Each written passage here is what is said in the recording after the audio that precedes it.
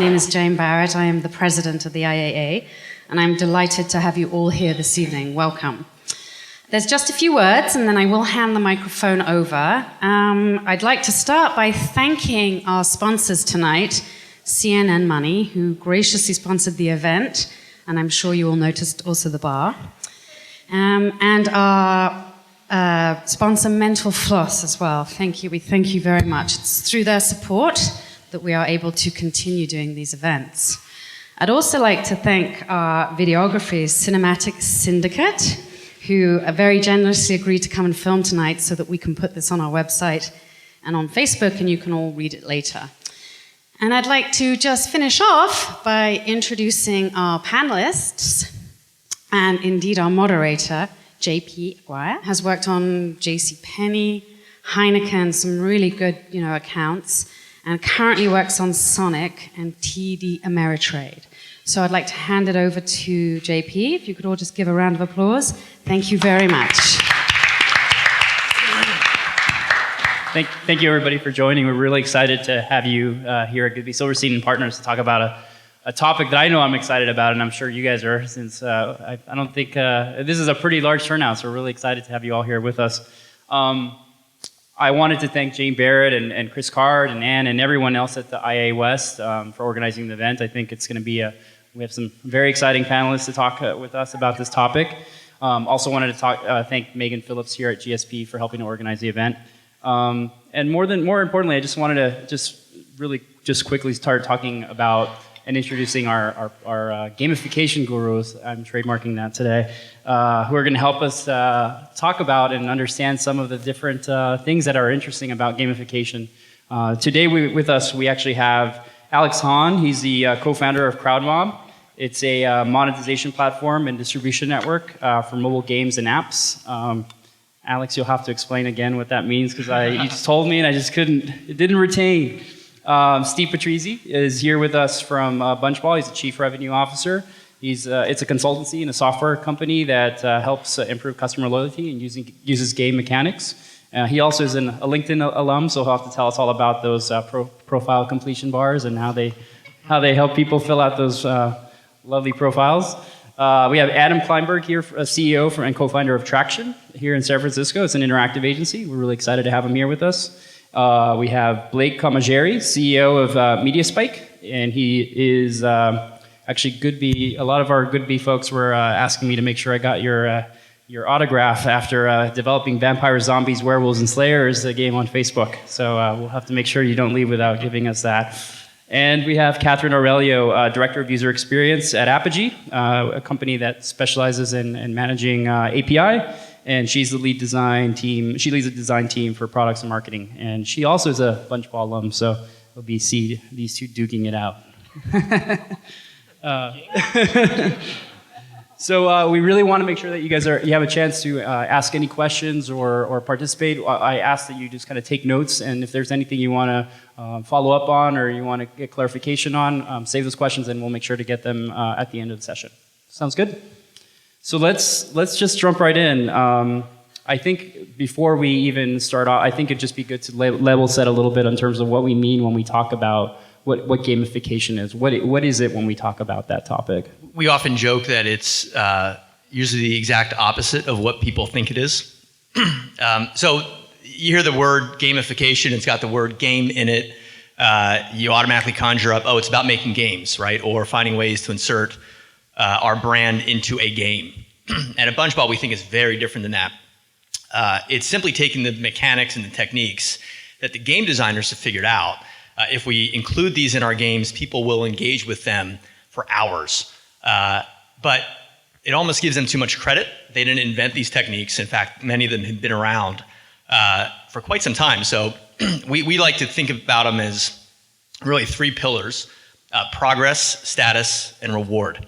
And many industries, many businesses have used those mechanics. So martial arts, you work towards certain skills and you make progress by earning a belt, a new belt. And that belt comes with some status. So now people bow to you instead of you bowing to them. And you learn a new set of skills. You have a nice little ceremony. People recognize your achievement. And then you're on to the next level and you level up again. And that keeps going. And if you think about If you had just started and they said, look, you're here and you're going to work towards your black belt for the next 4 or 5 years, people would disengage. And so they were very smart. They realized, look, you need to have these levels here and this sense of progress, and people will engage. The travel industry, right? You get your miles, you level up to Premier Executive. Premier Executive, you get new status, you board the plane before others do. Your reward is better seats, you get your bags on. And so for us, it's about taking what the game designers have exploited and applying that to non-game scenarios. And so we work with publishers who need engagement.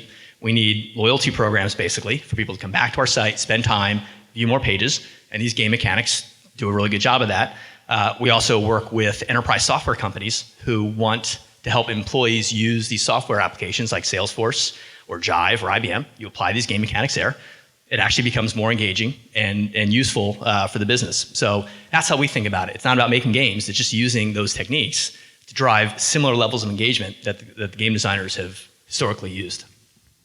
Yeah, I'd agree with that. I think the very key thing that Steve pointed out is gamification is the application of game mechanics, game principles to non-game experiences.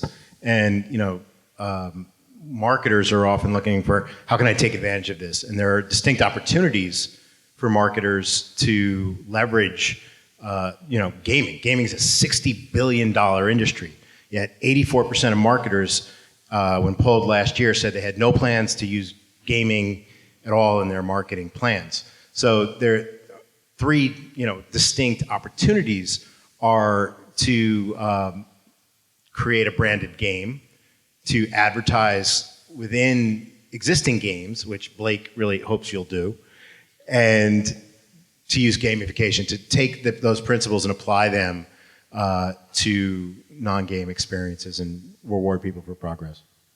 Fantastic. Actually, that's really interesting, because I know that in some of our previous discussions we talked a lot about this notion of the power of progress, and I think you made a great example in terms of people who are competing in martial arts and things like that. Can we talk a little bit more about, aside, we think a lot about, I think when people think about gamification, they think about badges on Foursquare and maybe a coupon here or there, or maybe there's some benefit that you get from a company. But what is it about gamification or game mechanics that make the consumer want to participate in ways that they haven't done in the past?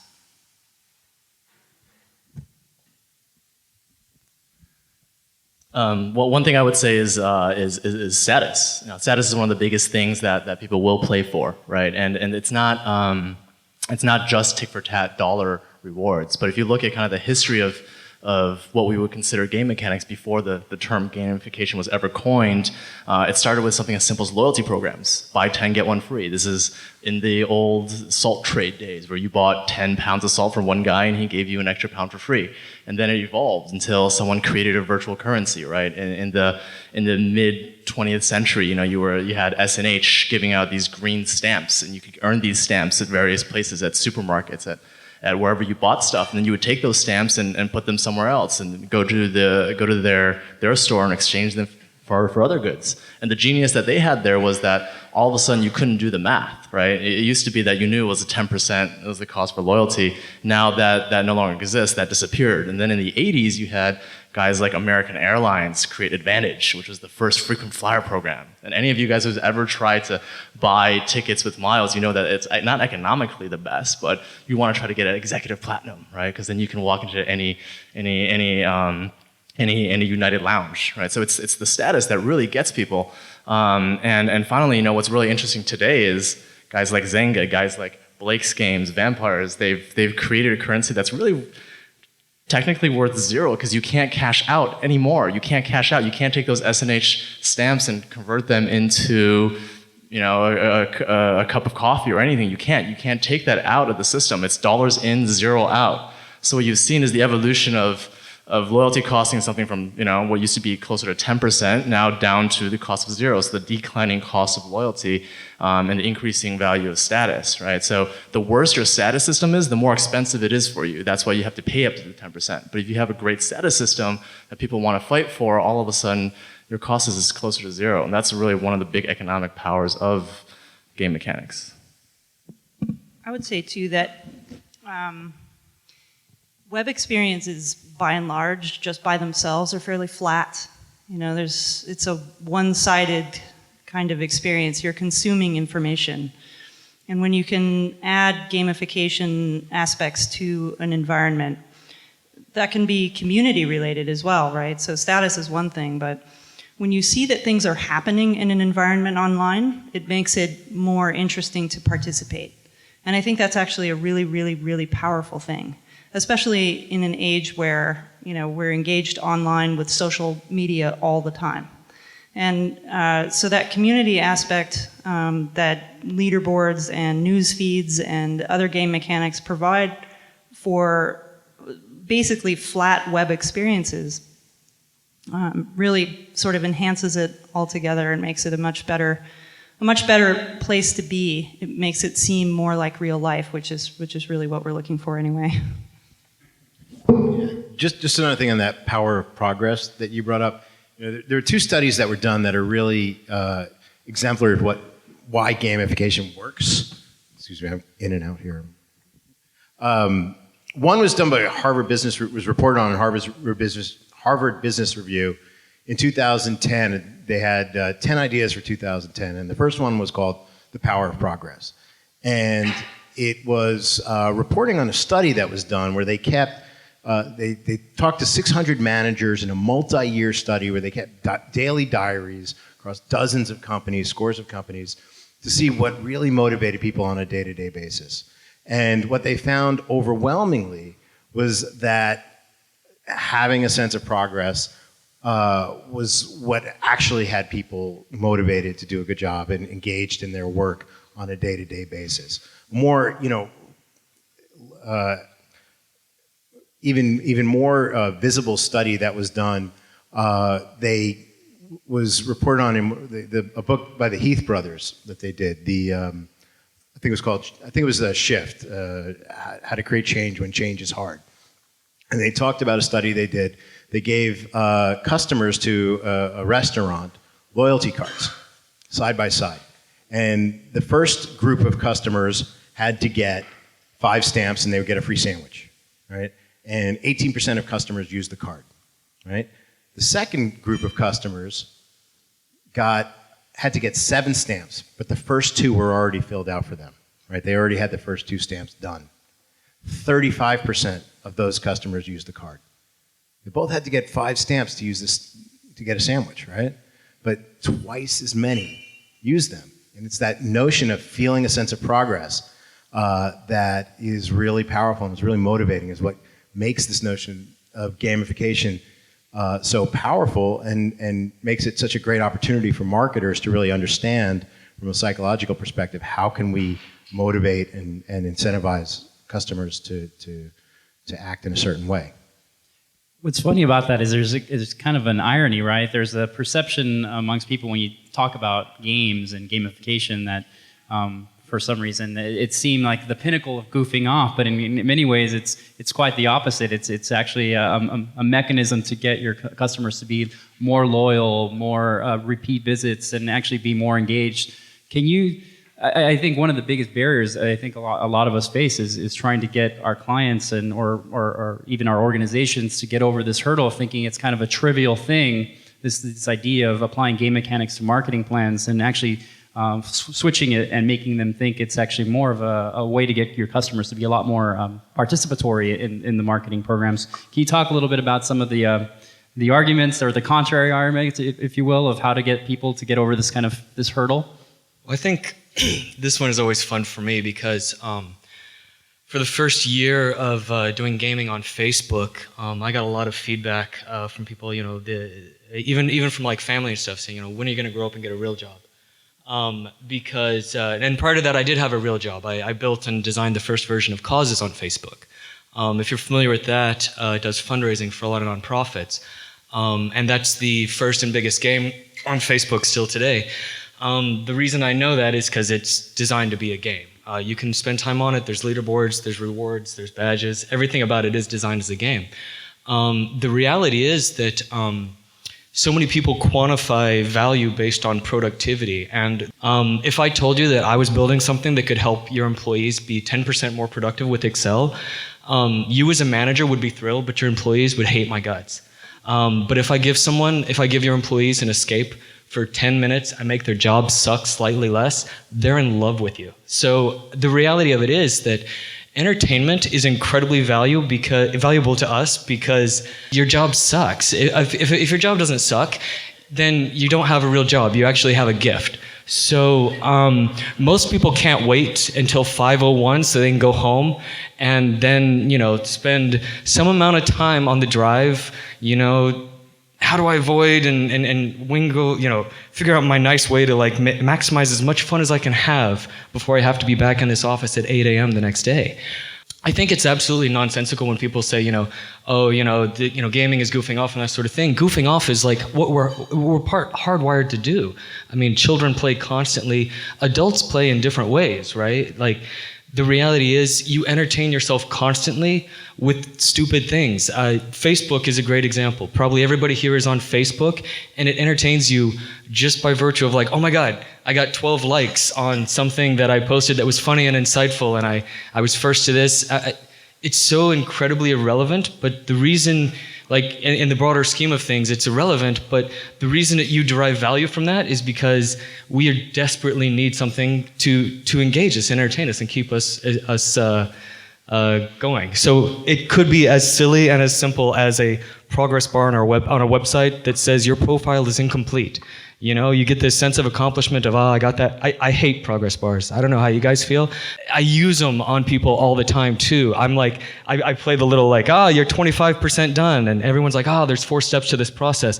But there's 5 because after 75%, I take you to 90. And then you're I'm not going to stop here. You're going to fill out that last 5th step that I need you to do on your profile. And the reality of it is, I love these sort of things and these sort of techniques because it entertains people just a little bit. And if you make something just a little bit more fun, they'll do it. There's so many, as a child, you probably hated doing so many chores, but if your parents figured out a way to make it entertaining in some capacity, you would go crazy with it. I got my 8-year-old yesterday. She pulled weeds. She scooped a cat box. She emptied the dishwasher. She put her laundry down in the laundry chute. What else? Oh, she cleaned the bathroom. This is my 8-year-old. I swear to God, she cleaned both bathrooms, cleaned the toilet. 8-year-old. So she can fill out checks on her game chart that we've got, so she can get her $5 at the end of the week. So actually, just one quick thing on that note, the whole idea of bringing things that are in our lives into our online experiences is really interesting. I mean, you guys both just mentioned, 2 examples of real world experience where, you have a program for your daughter and she followed it and now she gets her $5, but she's motivated by certain things. And then you mentioned your mother and her backbreaking tasks for you as well. But I mean, it's interesting that we're bringing those things into our online experiences. And I've said this before, but our online lives are, as we progress through our online experiences, they're becoming more aligned with our real-line experiences, our offline experiences. And I think that that's one of the places that gamification is really interesting, is that it mimics things that we do in real life, which is really cool. We didn't have that on the internet before. We didn't have that really in applications before. We had it in games. We had it in online games that people designed and invented, but we didn't have it on our banking site. Right? We didn't have it in our professional networking site. I don't know about you, but my LinkedIn status bar haunts me. It haunts me. It follows me around. I look at it all the time to make sure it's still at 100%. And speaking of the 90% thing, there's 50 steps in 90% if you want to get to 100. So you could be there all night trying to make it right. So I think that that's actually a really interesting, when you ask what makes gamification interesting. I think it's our connection to our real outside lives and how it intersects with our online lives that makes it most interesting. Right. I think you guys definitely hit it on the head. At the end of the day, we are all economic individuals with limited resources, whether it's time or money, right? And everything is divided up between things we have to do and things we want to do. And that's really it, whether it's going to work and getting out at 5:01 so you can do what you want to do. And it's what you want to do in life that drives everything else. It is that goofing off, that game satisfaction, that fun that drives everything, whether it's making money at your job and then spending it elsewhere Friday night.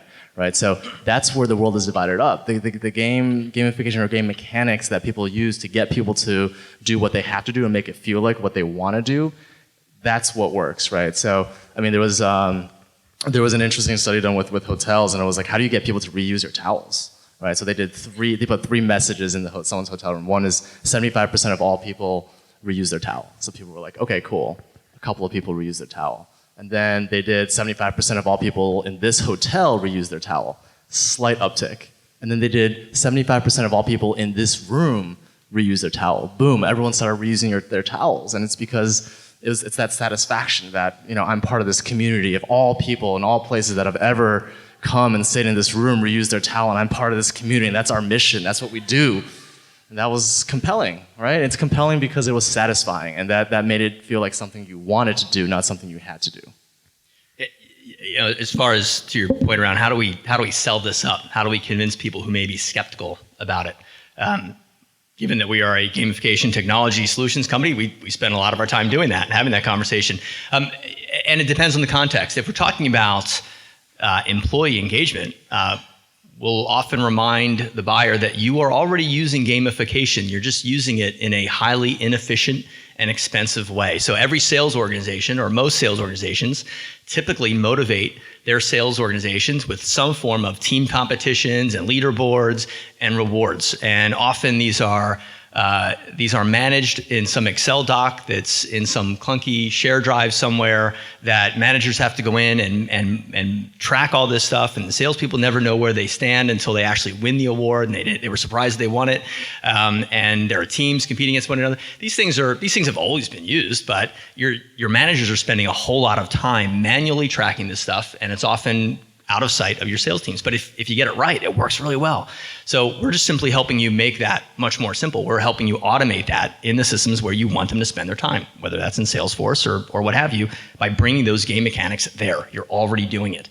But also just on the notion of fun, these games feel fun because they are tapping into drivers that are deeply rooted in psychology. I mean, there's a ton of research that shows that we are simply wired for these motivators. We are simply wired for progress. It's how we evolve as a race. It's how we continue to live. We make progress, and we love it when we feel it. Games happen to make us feel that way all the time, and so they feel incredibly fun. Again, most of the applications, most of the websites that we ask people to spend time on, they offer none of that. They give you no sense of progress. Here's an article, read it and like it. But there's no sense of am I accomplishing something? Am I gaining any sort of status on the site? Will I get exclusive content because I'm a loyal user? I've chosen to read my content on your site, and now I have status like I do in the airlines. And so it's all deeply rooted in psychology. We just underutilize it, arguably where it's needed the most in these digital experiences. The publisher today, if you're a publisher competing for attention, that's one of the hardest things. And I've spent almost all of my career on the publisher side of the business. That's the hardest thing to do, right? And you have millions of websites launching every month. You have social media just sucking up attention, and you have mobile applications now with 30 billion mobile apps, downloaded to date. So if you're a publisher trying to gain attention, you have a really hard job. And if the idea is like, well, I'm just going to put content up and I'll cut that content up into 5 pages, and that's how I'll get more page views and inventory because my users will love that, right? You'll have a hard time increasingly. If you're not building a loyalty mechanism into this that taps into how people are wired, you will have a very difficult time keeping your audience. It's only going to get more and more expensive. So that's how when we talk about what this is all about, that's the argument we use. You guys buying that? Yeah. The other thing that might be interesting to talk a little bit about is kind of as these types of tactics become a lot more prevalent in marketing campaigns. How do you think that consumers are coming to expect them as part of an engagement that a brand offers, to offer some sort of level of interaction that that they can achieve these statuses or feel more productive or be entertained? Are these things that you think are just simply table stakes today for marketers that are looking to engage with brands? I think most users they're not really aware of it. They don't realize, they may be aware of an absence, but it may be hard for them to put into words what they're missing. You know, they liked Facebook more than MySpace, right? They liked MySpace more than Friendster. There's any number of reasons that, you know, certainly these sort of things evolve in the way they do, but I don't think that users are going to say, well, okay, I'm not going to, you know, be a loyal, you know, I'm not going to loyally return to this particular website because it's missing the following, game elements and gameplay mechanics.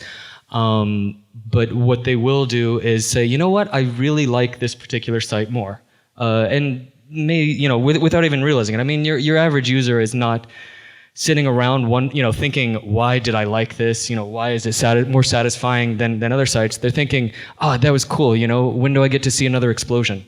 Give me some more glitter. Because they're looking for entertainment. You know, they're not looking to say. I mean, everyone in this room, you probably are analyzing these things in very different ways. You know, when you go see a movie, you know, at the end of the night, you're, you know, saying like, oh my God, you know, I really think that, you know, this is one of the best coming of age stories I've ever seen. I love the way, you know, Ryan Gosling did this, this, and this, and you know, oh, it's just really, really well said, and it just really struck a chord within me. Most people are like, dude, that girl is so hot. I hope I see her in another movie. I mean, that's kind of like they're not thinking and really breaking this stuff and analyzing it. They're just enjoying it more or less, right? And it's explosions or, you know, whatever else. Michael Bay will never quit making films. You know, there's a lot of ways of looking at this whole gamification landscape and chopping it up and organizing it. Steve, you mentioned, I think, reward, status, and progress. And you talk incessantly, but about entertainment, you know. And, you know, when I wrote this article for Mashable, it was called How to Gamify Your Marketing. And I did a lot of research. And what I found was the semantics around this whole landscape are completely inconsistent. Like, everyone just makes up what they want to call things, and they call it whatever they feel like, and they organize it the way they want. So when I wrote this article, I kind of looked at, okay, what do I think is the best way to organize this? And I said, okay, there's games, right? Those are things that you play with a construct of rules. There's gameplay, which is the rules of a game.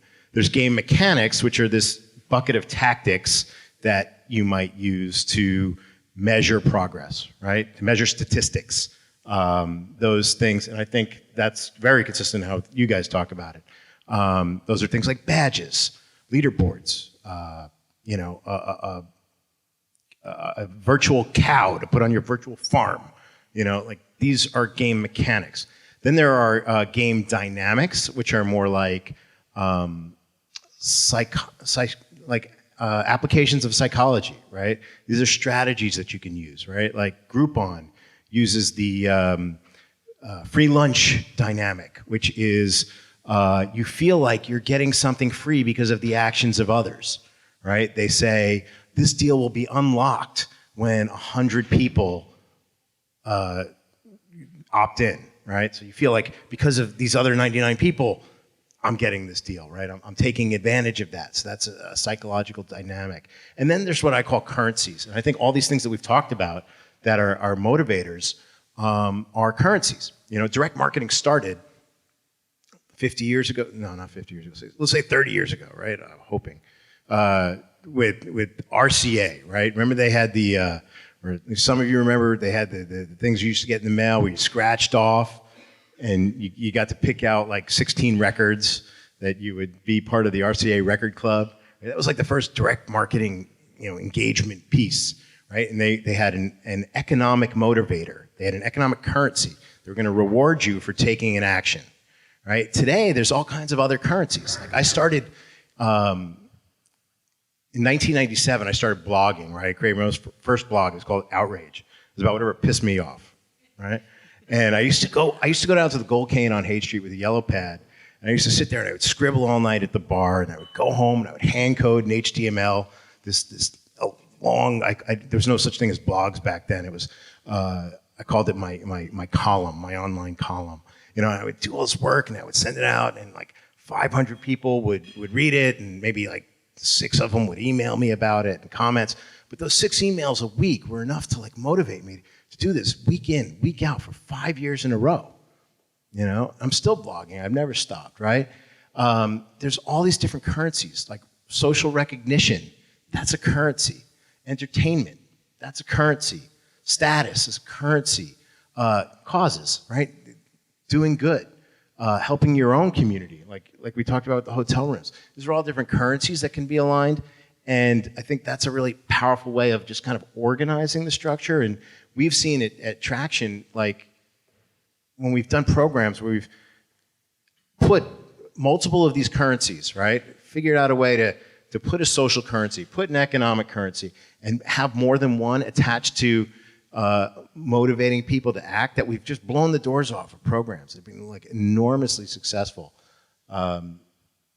So I think that's kind of just something to think about and learn from, as far as how to organize it and really operationalize how you're going to take advantage of something like gamification.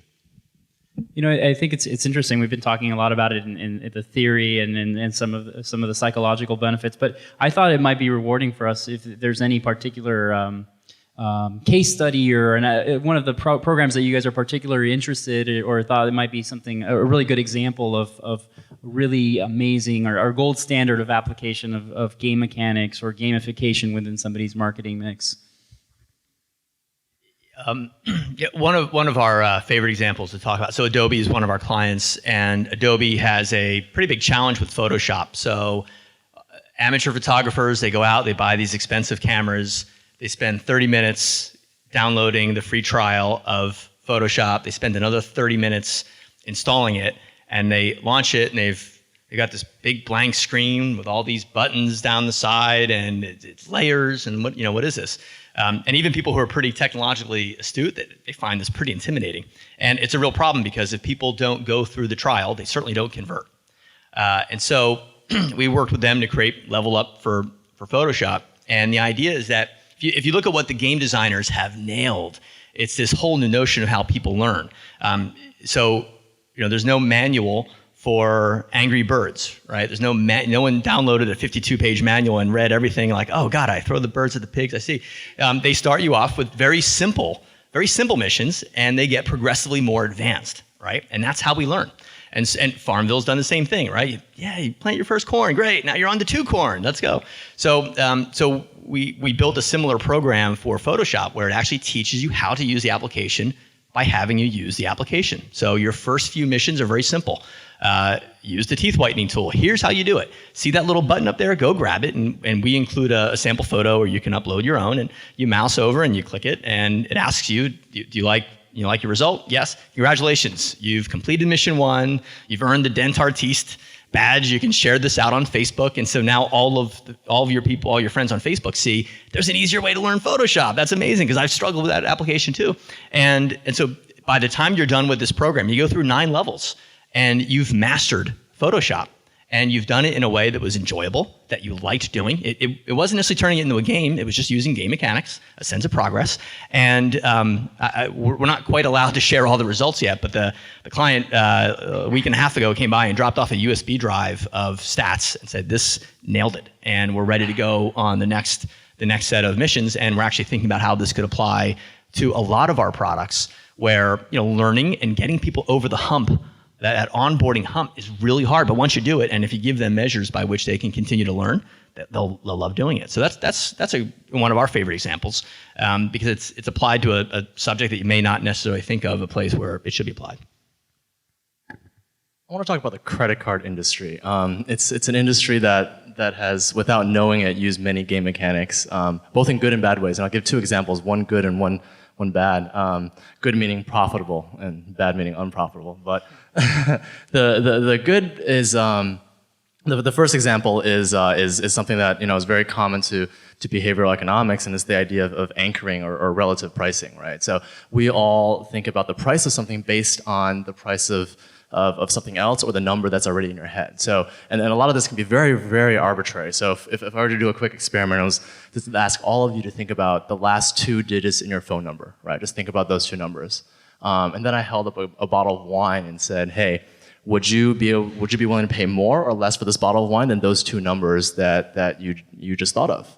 Some of you will say yes, some of you will say no, it'll be based on that number. And then, if I then took that bottle of wine and said, okay, I'm gonna have an open auction, everyone write down a number for how much you're willing to pay for it. All of you who have higher numbers in the last 2 digits of your phone number will have a higher bid, regardless of what you think about that bottle of wine, even if it was a mystery bottle.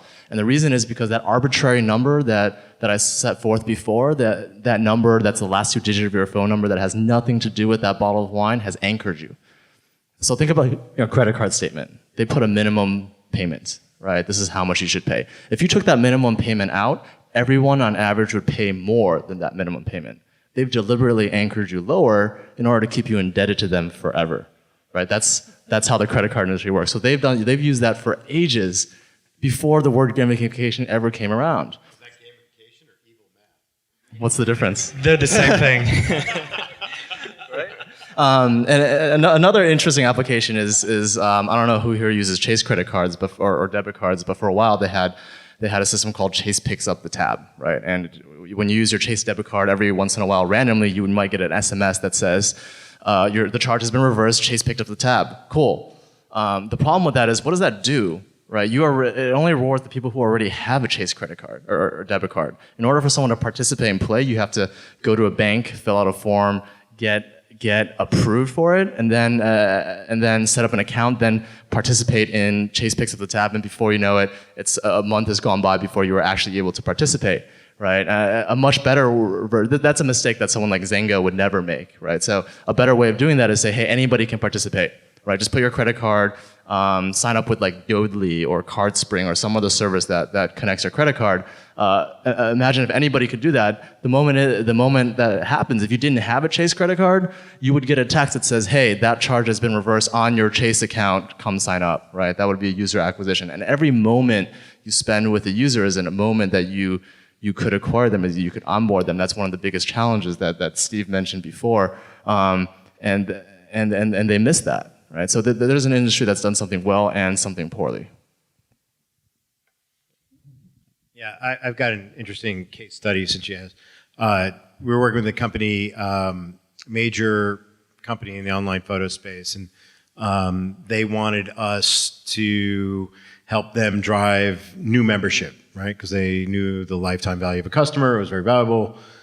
So we created what we called the coupon app, right? They found that, one of their insights was that people are using coupons all the time to buy their products. So they said, rather than, buck the trend, let's embrace it and see how we could take advantage of it. So we created an app where we aligned 2 currencies. One was an economic currency. We came up with a great deal.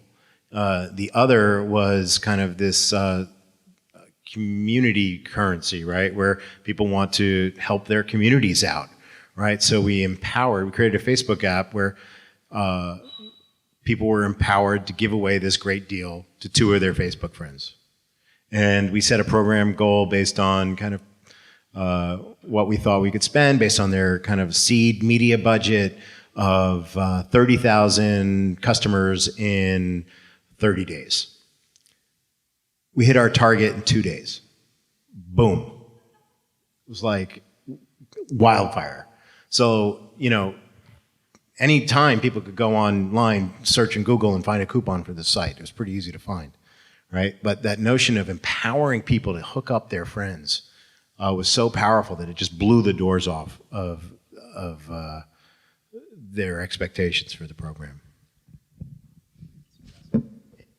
Sure, one more. I hate to be a mic hog, sorry, but there's one more that might be interesting to this crew. So Warner Brothers is one of our clients, and we power their Insider Rewards program, so basically their loyalty program. And they have 2 currencies. They have points and they have credits. And I always get these flipped, but let's say you get points for actually buying merchandise, and it can be everything from ordering goods on the site to going to a movie, coming back, scanning your movie stubs, and you get points for that. And then you get credits for doing things on the site that they want you to do. Watch the trailer for The Dark Knight Rises. Share that with 10 of your friends, and you get points, you get credits for all of this. And you can take your credits and buy virtual stuff with it. So you can buy wallpapers or icons for social networks or MP3s, et cetera. And what they found is that while people are buying their virtual goods, they are much more likely to put real merchandise into their carts. So they would have had a hard time getting them into that purchase flow without that hook. But they get them down. And because they've tracked the actions, so we know that we gave you 100 points for watching the Dark Knight Rises trailer. Well, you might want to buy the Dark Knight Returns, or whatever the first one was, the second one was, DVD, and you can use some of your points to get a discount on it.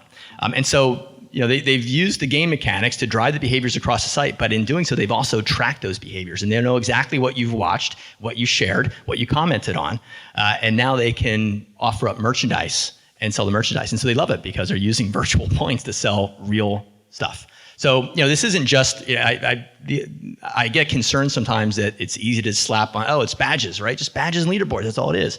And it's not. Those things, actually, the novelty wears off very, very quickly. It's, Foursquare noticed this, right? Like, great, the badges were good for onboarding people, but now we've got to do real stuff. We need real discounts at the restaurants you check into because it gets boring after a while. So, having some meaningful rewards, and in this case, discounts on merchandise, that's pretty meaningful. Because we talked a lot about like coupons, some status. We talked a lot about the credit card industry, which I'm very familiar with, having worked on MasterCard. There could be potential for a dark side to some of the gamification, game mechanics. Can we talk a little bit about some of the potential ethical boundaries or any kind of tasteful implementation that you guys might recommend so that brands know kind of what the limits are of when it's okay and when they might want to pull back a little bit? Would that include Blake saying you're 90% complete when you're only 75? I have a very easy guideline, and this will set a nice. I'm going to anchor the conversation with, if it's not illegal, why not do it? Because ethics really and truly, I know a lot of people that took the high road in game design, and they're like, well, I don't want to take advantage of the users. I don't want to encourage them to spend too much money, and their companies are dead and gone. This is not a world where I think you should be traipsing around and saying oh no, it'd be mean to ask the user to pay for the magic sword. Well, why not? Absolutely. I mean, the crazy thing is that getting people these people want to be led into game mechanics. They want to be addicted to something. They want an escape. They want something to entertain them, and they'll open their wallet and in doing so become far more loyal. Once someone has spent a little bit of money on a game or in one of these capacities, on a product, people are not rational consumers. They are not, of course, Alex will say, yes, we are, economical beings and that sort of thing, but we're not rational. Cognitive dissonance is one of my favorite things, because once somebody spent $1 buying a magic sword, they're convincing themselves, well, I'm a rational person. No way would I waste $1. So they're about to spend 10 more being rational because this is a smart thing to spend money on. It's wonderful. I personally would never back down or say it's mean to take advantage of the user. These users, they're not children, right? These people they're grown people, and if they want to spend thousands upon thousands of dollars buying virtual cows, let them. And they have. The gaming industry, the social gaming industry in particular, is subject to whales, and people spend enormous amounts of cash, just like in casinos. I've never seen a casino say, "Ooh, don't go back to the ATM. We're worried about whether or not you're going to be able to, make ends meet." They want every penny they can get from you. So I think that, anything, if you had a casino that sent people away because they were worried that they were spending too much money, they'd be short-lived in business. Anyway, that's my start from there. So, that was awesome.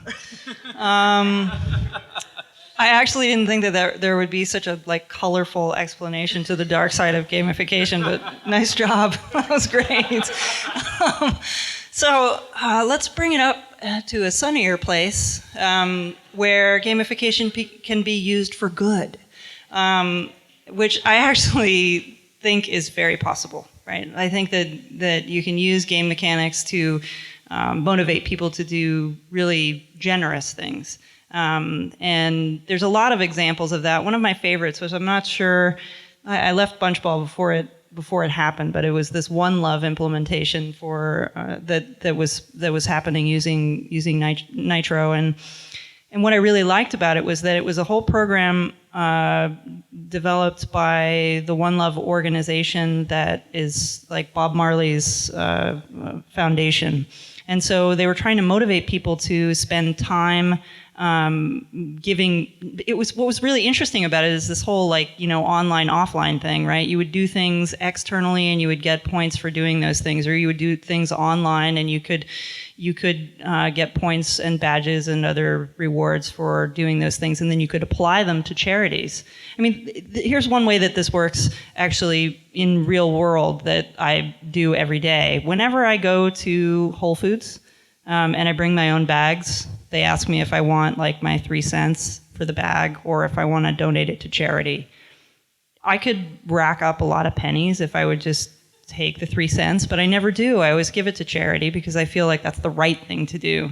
So if you set up the right situations, you can really make like altruism a very powerful mechanism. It's gifting and charity are huge ways to motivate people to do the right thing, and gamification is a great way to make them do it nicely. So back to the dark side. I think there is a danger. I think, everyone in the agency business for sure has a story about some client 2 years ago calling them and saying, I want a Facebook page. Why do you want a Facebook page? I don't know. I need to have a Facebook page, right? Instead of having a business objective. And there's this disease that marketers tend to have. It's called shiny object syndrome. And I think there is a very distinct risk of getting shiny object syndrome and not starting with, what are my business objectives here? How can I be successful? We're working with a client right now that has come to us and they're like, we want to use gamification for this, and we're like, well, your product is fucked up. You got to fix. I hate to go Blake here, but your product is fucked up. Let's fix this first, and then figure out how we can move on top of that and move you forward once kind of these basic things are fixed. I think an interesting case study example of where things could potentially go wrong is cloud.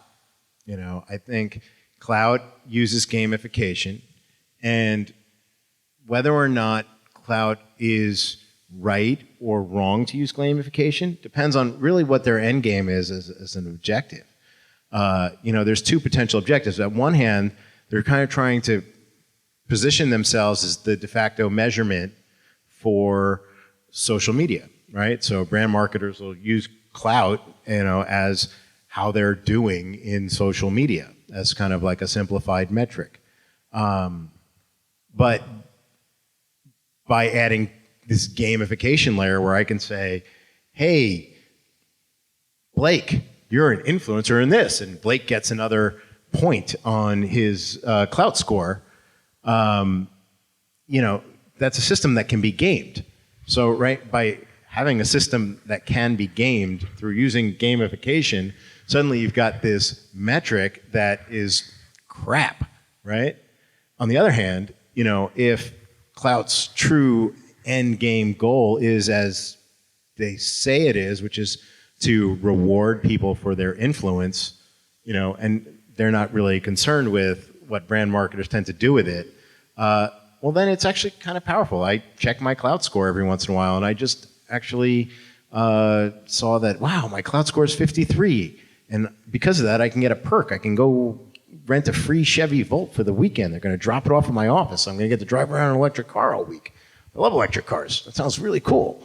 Then it's a really positive thing. So I think it's, you really need to take a holistic view as a business for what is it you're trying to accomplish, what's your end game, and make sure you don't just grab at a shiny Object because it's out there. Adam Adam touched on a point about the power of these mechanics, and they're very powerful. So I was at LinkedIn prior to Bunchball, and actually, we used game mechanics quite extensively. So the progress bar is the obvious one, and that is the single most powerful tool that LinkedIn has to get people to fill out that whole profile, and that is the single most important part of their business. If they don't have complete profiles, they don't have a business. The only reason people join is because there are other profiles there. The only reason recruiters pay is to be able to recruit people and look at their profiles. The only reason salespeople pay is because there are other profiles on there. It's core to their business, and that mechanic drives what's core to their business. But there are also areas where we suppressed game mechanics. So if you look at someone's profile who has more than 500 connections, it just says 500 plus. And the reason is that as things were, in the early days, there was a lot of one-upsmanship when it came to how many connections you had.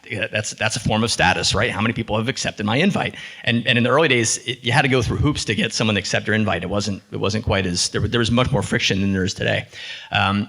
So people would look at someone's profile like, you have 1,426 connections, and I only have 1,124. I'm going to go spam a bunch of people and get so that I can have more than you. And they had these leaderboards that were off of LinkedIn where they were tracking who had the most connections. And the feeling was that was against what the site was designed to do. And it wasn't about quantity; it was about quality. If you had very few connections, but they were powerful connections, that's all you need. We never tried to promote, have more connections, but it was happening automatically because we had put the game mechanic of status in there. And so we actually had to suppress it. And so that's still true today. You look, you can see how many connections you have, but anyone else will only see 500 plus. And so just be careful with this stuff because it can really ignite. The other example I would just mention, speaking of where it can be used for good, one of our clients is Hope Labs, and it was founded by Pierre Omidyar's, the founder of eBay, his wife, and they are on a mission to fight tween obesity.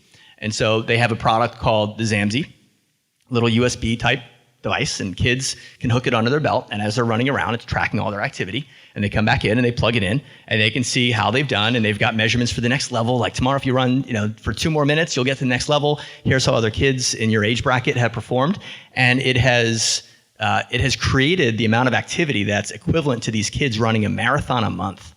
And so this stuff, yes, there are dark sides to it. Yes, there are ways where it can be used for evil, but it also can be used for some really powerful things that are good for us, individually as well as societal. Well, I think I'd love to chat just a little. I love this topic because it's really interesting to me because certainly, talking about what's good and what's evil and this sort of thing, it doesn't change the fact that everyone's talking about it still from the perspective of even as you were speaking about charity, getting people to do something that you want them to do. Now, deciding whether that's a good or an evil thing is, completely, through the lens of your own perspective. One of the things we did with causes, which I did get some feedback in that this was crass, is we had leaderboards on the amount of fundraising that people had done. And honestly, it's really easy to say, well, people should donate money for cancer research for the right reasons, because they care about cancer. But I guarantee you Livestrong isn't turning money away from causes because, Bob in accounting donated $1,000 and Frank over in sales, wanted to one-up him and rub it in his face. And that's the sort of behavior we had going. We had people competing to out-donate one another. And I slept like a baby because, this is for cancer research. Who is there to judge and say, well, Frank's heart isn't in the right place? So what? The fact of the matter is we got him to donate money to cancer, and chances are he may, and maybe he also gets to go home and be smug and tell everybody, hey, I have a heart after all, and I did this good thing, and I'm not a horrible person. Never mind that his motive was to one-up a guy that he, who knows, kicks his ass in basketball or whatever else it is that puts him in a position that he begrudges this other person. So the reality of it is, you can talk on and on about, oh, this is right, this is wrong, but you are always wanting users to do something. And chances are, in the perspective of, okay, we're toning down this game mechanic, it was not because, oh, it's the right thing to do. It was the right thing to do for the business because you wanted to maximize business value, not because I don't want to take advantage of some poor soul out there that is hyper-connected and addicted to LinkedIn numbering, right? It was like, okay, whoa. This is not what the system is designed for. This is going to throw things off balance, and it's going to be less valuable. Yeah, so Absolutely. I would agree. It's about driving behavior. At absolutely. its core, it is about driving behavior. But I mean, that's always been true. I mean, that's a human constant, right? I mean, there's always a notion of how do you motivate people to do things, and there are ways where yes, you may feel that wow, I tricked them into doing something that they shouldn't have done, that was bad for them, that was bad for others. There are others where you know what, this ended up being a really good outcome for that person. They needed the right inspiration to do it, and they weren't getting it in some fashion, right? But And some I people agree. donate it is about to behaviors. charity because of this. I mean, these games, nobody's motivating to be like, you know what I'm going to do? I'm going to reward the user for, neglecting their children. That's not the motivation. Or I'm going to reward the user for mugging somebody in real life. None of that actually happens within games or game mechanics. But certainly you do have some people that have addictive behaviors and addictive personalities, and they were addicted in that people are going to be addicted to something no matter what. Chances are, when the LinkedIn number wasn't there anymore, they found something else to latch onto and be like, I'm focused on increasing this, whatever it may have been. It could have been wall posts on Facebook. Who knows, right? Something else that these people are going to obsess about. Yeah, and I don't think we could worry about managing the folks who have addictive personalities and what those outcomes are going to be. I mean, I think that's where They make our great power, customers. but they do make great customers. What's great about it is that there's so much to talk about that it's just hard to pack it into such a short period of time. But I did want to open it up to all of you in the audience to see if there's a couple of questions that are pressing that you'd like to get answered. The thing I'm kind of curious about, well, there was two things. I'll pick one. How much is all of this really central to say what's going on in the United States versus worldwide? Is this something we're seeing in Brazil, Russia, India, and China? We're doing quite a bit of business outside of the U.S., and in fact, that's the next piece of our strategy is opening offices in other markets. We've done a decent amount of business out of Brazil, and we are seeing a tremendous amount of interest in Europe. Many of the Asian regions are heavy gamers, and so these mechanics are a more central part of their culture. We haven't done a lot of work yet in that region, but we're certainly seeing that this doesn't seem to be a U.S.-centric phenomenon. Yeah, I think a lot of the triggers and a lot of the mechanics are universally appealing. Really and truly, people are not that different between countries in terms of the sort of things they want. I mean, all of the things we were talking about in terms of status and recognition, a sense of progress, all that sort of thing. That's a human thing, not a United States thing. Now, certainly, you could make the argument that becoming fixated with that is a luxury. When you're actually dying of starvation, you're not as worried about respect. You're looking for your next meal, right? But it is a wonderful luxury that we have, that we get to fixate on these things, and but it's not at all limited to us. Hi, of the companies that are building B2B apps, who do you think does the best job of building gamification into their actual applications for user experience? It's interesting for the SaaS companies, their business model rests on renewals, right? So very, very fundamental difference from previous generations of technology where you go in, you install it on premise, it sits there for years, it's really hard to get it out, and whether people use it or not, the customer's paying for it, and the company is enjoying their revenues from it. In the SaaS model, it's very different, right? It's very easy to turn this stuff off. No one's using it in my company. I'm turning it off. My contract's over. There's nothing to install, and so adoption is a critical issue for a lot of these companies. And it's you hear all these promises of the social enterprise, and I think we all recognize there is a lot of promise there. But that's a big hurdle to get people to start using this social software, where suddenly not only do you have the challenge of getting them to use it in the first place, but now they're using it in front of all their peers, and things that they're saying are being broadcasted to their managers, and that can be really intimidating for a lot of people who suddenly are asked to put something in this blank square that's going to be broadcast. And so a lot of the work that we're doing is with Salesforce. Jive has just embedded our technology into their platform now to help people learn how to use it initially. So there's a whole process that teaches you just the functionality of it. And then they will work with the company to design engagement behaviors for roles. So if we have inside sales, we want them on this track. If we have customer service reps, we want them to have these types of behaviors over time. And so Jive's taken a pretty smart approach where they're actually embedding it into the platform itself. But so far, we aren't seeing a lot of the big applications make it native yet. All right.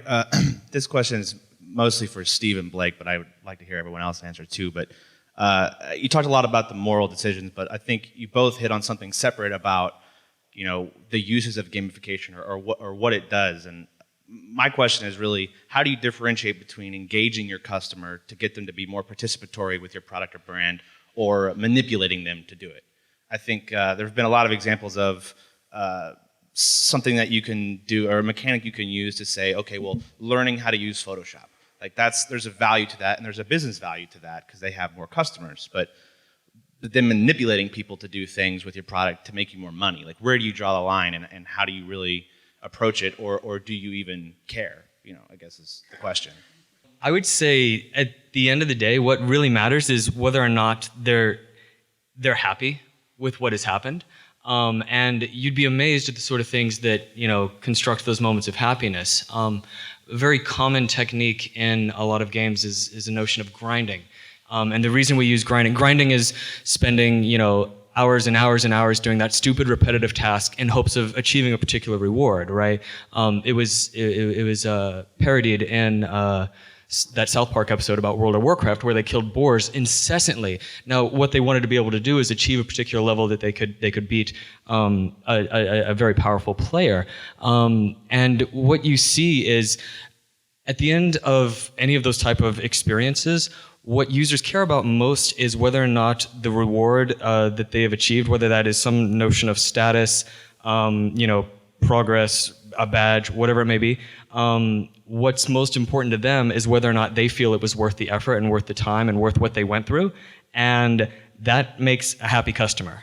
And I would much rather have happy, entertained customers than anything else. And now you could say, oh, it's, you know, manipulative to make them grind and spend, you know, hours and hours and hours and hours, you know, doing some repetitive, mindless task, like, you know, Mafia Wars does this, right? But Mafia Wars is a wonderful escape from most people's jobs. If someone's entertained and if they're happy, and at the end of the day they're like, you know, I got games are a wonderful form of entertainment from a hours of entertainment per cost, like relative basis. They're far, far more economical than going to see a movie. And so I can't see the movie studios ever saying, like, you know, we're charging a little bit more than we should for this, so let's back it down, and we don't want users to. I mean, you see this happen again and again. You see people saying, "Oh, in this movie, I'm trying to hit these particular triggers, and it makes people enjoy it. You know, they love a big explosion or whatever else." They do, and they're entertained and they're happy as a result. I'm in the business of entertaining people, and you know, it's not as hard as you think. But if you hold yourself back from what you think these people want, I mean, everyone in this room is probably a terrible guide about what might be entertaining. I love highbrow humor, but I would never put it in a game. It's a disaster. I love talking about literature. I love classic literature. I would never make a game about classic literature. That would be a disaster. I mean, the Photoshop. So in many cases, people want to use. So if you think manipulation implies that you're getting people to do things they don't really want to do, right? They want to use your software. They've spent 30 minutes downloading it, another 30 minutes installing it. You just haven't really made it something that they want to use after that point. But they've already arrived at that point, right? They want to learn. They've landed on your website. They want to engage your website. You just haven't optimized your website for human behavior. And so I think that's the point. A lot of this is simply like, you've got them there. You figured out, you know, how do I make this discoverable? I checked that box, and they're here now. I haven't really tricked them into that. They're here because they wanted to come here, but I just haven't made it very welcoming once they're here. I think it seems it's pretty clear that it's a value exchange, right? I'm putting something out, they need to get something back from it, and if it's an equitable or near equitable transaction, then it's okay on both sides of the party. Yeah, I mean, a lot of people may think it's stupid that you spent $1 on a magic sword on a Zynga game. That's absolutely true, right? We all kind of like laugh about spending money on cows. Some people are so happy they got that cow, though. Like, you have no idea how it made their week. All right, they're going to be nicer to their coworkers because they bought a cow. You could argue that all advertising is manipulation, right?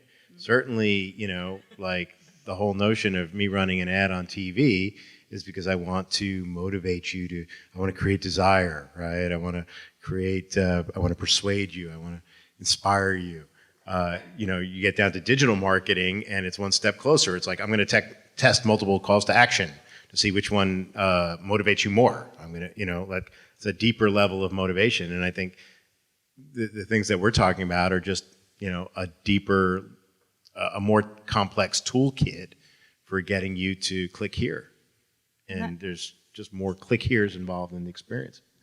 I think most of actually what you're talking about and what we're all talking about to some degree is really understanding your audience, right? So adoption is the big problem to solve. It's the big problem that we all have to solve now. Making apps is easier, access to APIs is easier in my industry, and I have a little plug there.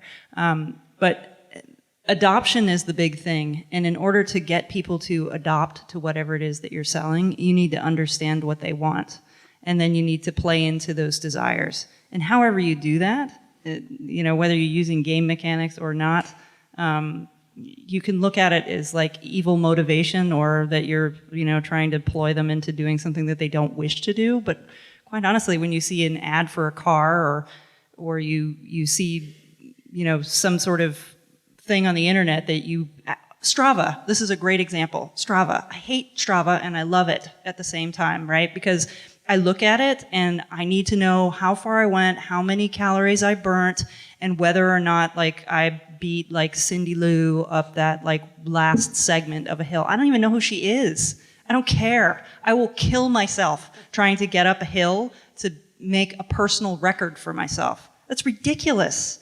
But I do it every week. And what motivates me to do that is all about status. Why is it important to me? Because I have the luxury of being able to care about it. So. Panelists, we've run out of time, but this has been a really great discussion. I'm sure there's so many other unanswered questions. I'm going to invite Jane back up, but I wanted to thank you guys again. Let's give them a round of applause. It's a great conversation.